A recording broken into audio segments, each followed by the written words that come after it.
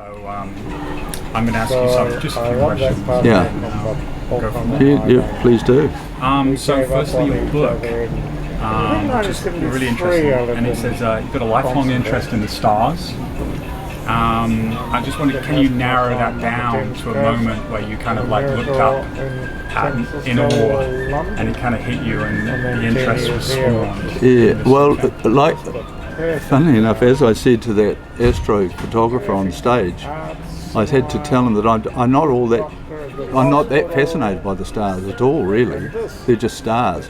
But I'm fascinated about the story behind the stars. You know, how the evolution of the universe, the Big Bang Theory and all that sort of stuff. Inflation and entropy and all that stuff, that's what fascinates me. I mean, I could hardly tell you what's what when I look up there. I know the iron pot and after the Southern Cross, I'm stumped, really. Okay, there's apps for it now, so we're all good. But the evolution of them through from the Big Bang after inflation and then the Stardust story and everything, you know, that's what. Lining it all up, and I've been reading about it since 1956 or something. You know, so you kind of, and then they come up with new theories. You know what I mean? You're following it, and then you're reading it, and you go, I can bloody understand this.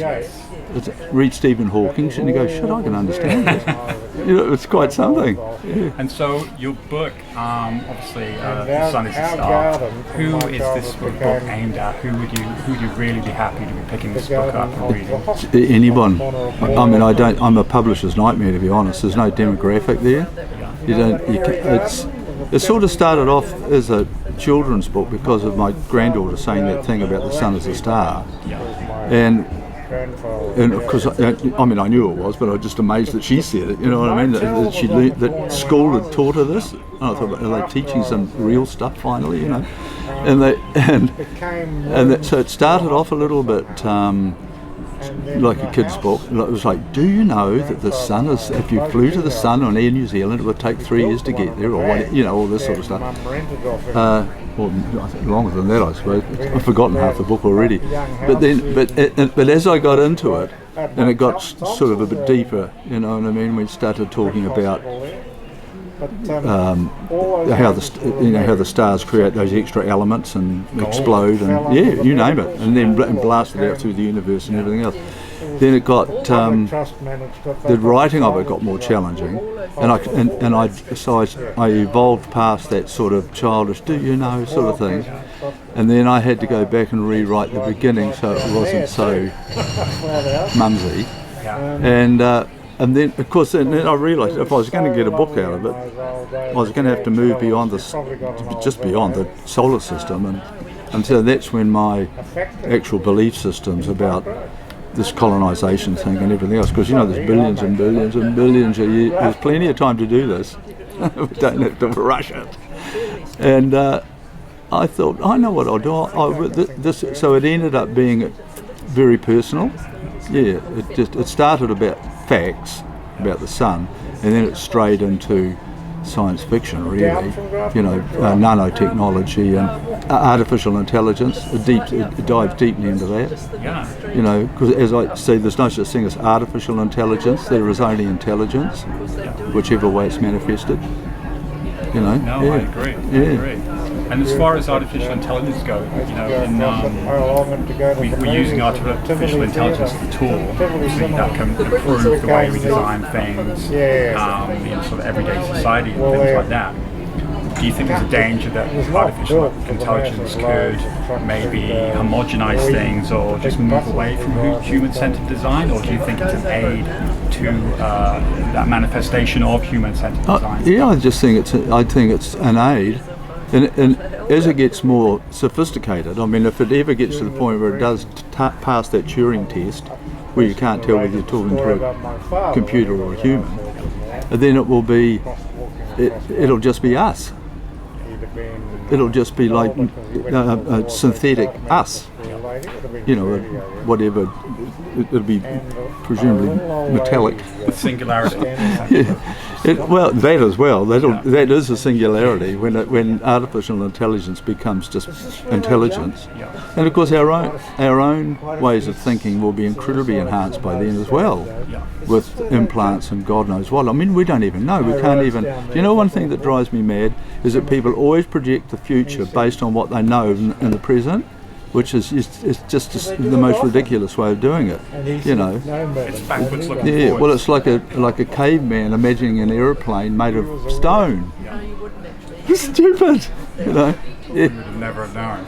Yeah, well, they wouldn't. No, we don't know. No. We don't know either. You know, we can speculate all we like about. I mean, one thing we do know: we won't be sending these. What did I call this weird body, this carbon-based, this hopeless sack of flesh? We won't be sending that round the stars. Meat bags. Yeah, the meat bags. You know, it'll be these protein sacks. Yeah. It'll be you know, it'll be tiny little silicon whatevers. Yeah. Well, listen to me. It'll be. See, I don't know. No one knows. Yeah. From what you know. From what I know. So, as far as like sort of technology, how you use technology and things like sort of students these days learning about technology, and obviously they're still encouraged to put pen to paper when designing things and everything. Have you become more reliant on digital art? No. I mean, I've got my little camera here. I don't even have a phone, so which is getting a bit silly, actually, to be honest. When I turn 80, I'll buy a phone. I promise. Which is only a couple of months away. One of the other things that we find interesting is really that sort of marrying up sort of a European, sort of Eurocentric view of art and design, looking at sort of Maori art and design. Right. And that's something that students are motivated to study, and really kind of moving beyond that Eurocentric look of things, and trying to get inside of the head of Indigenous people and what they're creating. Is this something you've had to change your perception of over time, or has it been a moment of self-reflection in your work? Well, you know, I created that whole controversy with that exhibition in 1992 called The Tiki, where I truly believe that you can't ring fence a culture and say hands off. I mean, that's like the kiss of death. You know, it needs oxygen from everywhere, you know, and from the environment it's in. And this is the environment it's in, you know, whichever way you look at it. And I did that. I took the Tiki, which I knew it could take it, but it's an insanely durable image, spiritually and aesthetically and everything else. And I ran it through that mill of European art, deliberate European art forms, never using any actually Maori art form. It was always like a Leger-ish Tiki or a Picasso Tiki or whatever. And just to see what had happened, just to see how far away I could get, and people would still say, "Oh yeah, that's a Tiki." You know what I mean? It only works in New Zealand, funnily enough, because which is a case in point. That's how indexed we are to the image. That you can.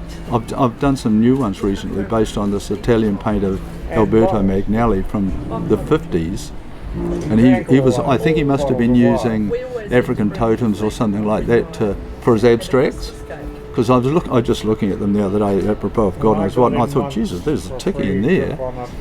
So I did it, and all I have to, I take his painting and then just go, hardly do anything to it, and then you write underneath it. I'm calling them boho, as in bohemian, from that period. Boho Tikis, and everyone goes, oh yeah, Tiki, just like that. You know, it's kind of interesting. It's a New Zealand dynamic, and so there's a lot we don't have to worry about. A lot that's intrinsic that we don't have to worry about, and there's a lot of young Maori artists who don't want to worry about it either. They want to go there with their cultural forms and everything else, but they want to dig as deep into the technology and everything else as they possibly can, and they'll digitize them and turn them inside out. And I see every time I go into I saw one of them. I was walking down the street in Devon Street the other day, and the shop had these images of. I went into this funny sort of hippie shop, and it had T-shirts with these digital tickies on them, and I thought, well, I wonder if a young Maori boy did that, or girl, you know. I wonder who did that, because that's bloody clever, you know, and it's just all like pixelated, you know, and so it's happening outside of people's saying what you can do and what you can't do. You know, all this stuff happens from the bottom up, doesn't it?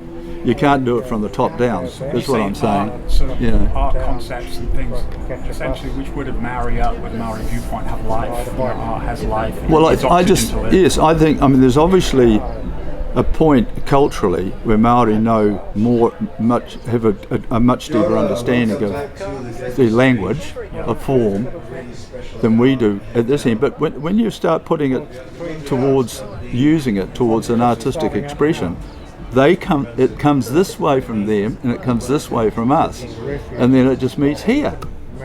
And so all the language, which the language is, you know how they say, the tattoos of the kawhaiwhai, there's all deep meaning and genealogies and everything in there. Well, there probably is, but by the time it gets to where it's going, that's almost secondary to the impulse is genuine, but the thing that comes out at the end is universal. That's my point. And it's the same with the Pākehā. Pākehā have no knowledge, maybe haven't got any right to go there, but they're analysing it formally, and they're analysing it formally. In the background there's all the stories, if you want to sit down and talk about the story, but the form, the actual form, is being culturally manipulated by them towards a modern language that we all end up talking. That's my point, you know. And so we might be a little bit short on narrative, but we can bring some powerful formal language to the table. Yeah, is what I'm saying. Thank you. Yeah. And on that I'm big on that, you know. Yeah. And on that subject, as far as formal language, just for my last question, as far as tools and you creating, what's your favourite pencil? What do you use from day to day? 2B. 2B. Yeah. And what sort of advice could you give to people learning design, learning to draw, all that sort of thing? Well, the more drawing you do, certainly, you know, people say, oh, you don't need drawing with all these tools, but I tell you, the person who's drawing is always going to be a step ahead to the person who's not. And so it's up to you. You can just take my word for it. You know what I mean? I always have this with me because I don't have a phone. And I've always got my notebooks at home, you know, and I'm either writing new stories. I'm right in the middle of a childhood memoir at the moment, which I'm hoping Massey will pick up on. And the site, and I jot down, and I keep a daily diary, which is part work diary, you know, it's got everything, it's all in there, you know, and I've been keeping that since 1992, so I'll never run out of stories. Hey, I really appreciate you talking to us today. It's a pleasure. No, I've never actually dug into that particular conversation for a long time. It's one I'm very big on, that you can't start saying no, you're not allowed to go there or whatever, because that's where, as I said, it comes in here and it comes in there, and there's a whole new thing, and we've both learnt something, you know. Yeah.